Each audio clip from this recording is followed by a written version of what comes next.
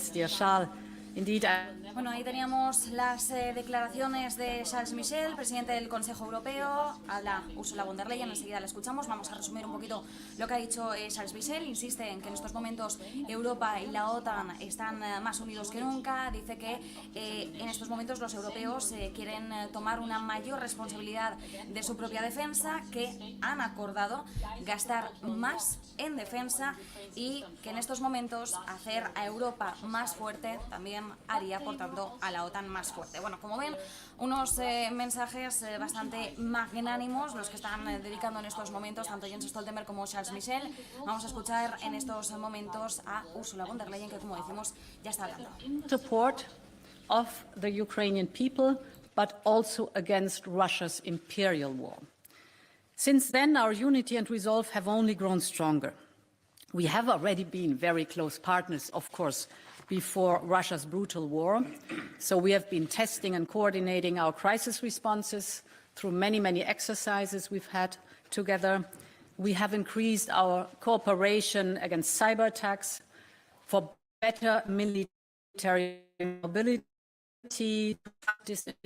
address cyber attacks against Latvia organized by the Lukashenko regime. I remember a joint travel to the region with you, Jens.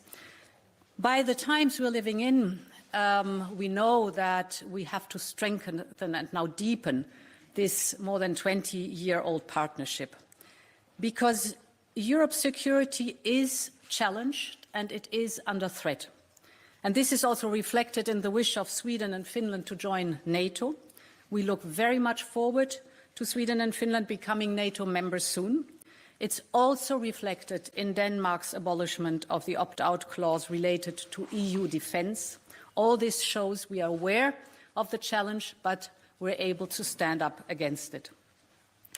The Russian threats and challenges are the most immediate, but they are not the only ones. We also witness China increasingly attempting to reshape the international order to its benefits. So we must bolster our own resilience. And with this new joint declaration, we're also taking our partnership to the next level. We will deepen our excellent cooperation and expand it to new areas. I would like to look at 4 of them very briefly. The first one is that we will further intensify our work on countering hybrid threats and cyber threats, as well as terrorism. We have already a very close cooperation, but we want to broaden and deepen it. The second is we will step up cooperation on emerging and disruptive technology and space. We do a lot already together, but we can do much more.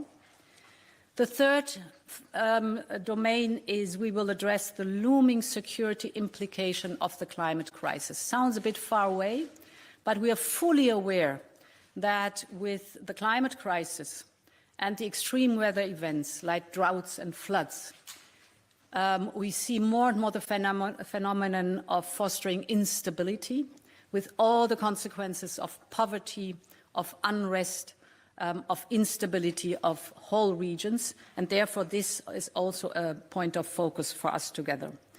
And the fourth point, of course, we will strengthen our resilience. The resilience of our societies against malign foreign interference to manipulate information, and crucially, the resilience of our critical infrastructure against all types of attack.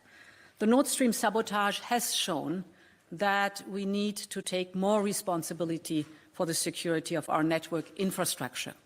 And there too, we are aware that the individual countries are responsible for the security of this infrastructure, and for sure we will not share vulnerabilities, but best practices, experiences, this is a field where we can work closer together, and we will intensify the cooperation.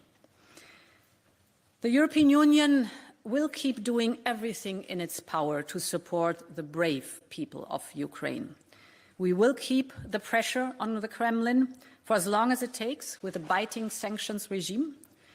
We will extend these sanctions to those who militarily support Russia's war, such as Belarus or Iran, and we will be coming forward with new sanctions on Belarus answering their Belarus role in this Russian war in Ukraine.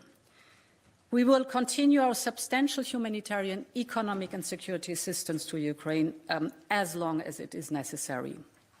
And of course, there's the topic to boost European defense capabilities as laid out in the strategic compass. For that, we all know that now we need to ramp up the production capacity of our defense industry, and we need to coordinate the replenishment of military equipment. On all these topics, I look forward to working with Prime Minister Ulf Kristersson under the Swedish presidency of the Council of the European Union.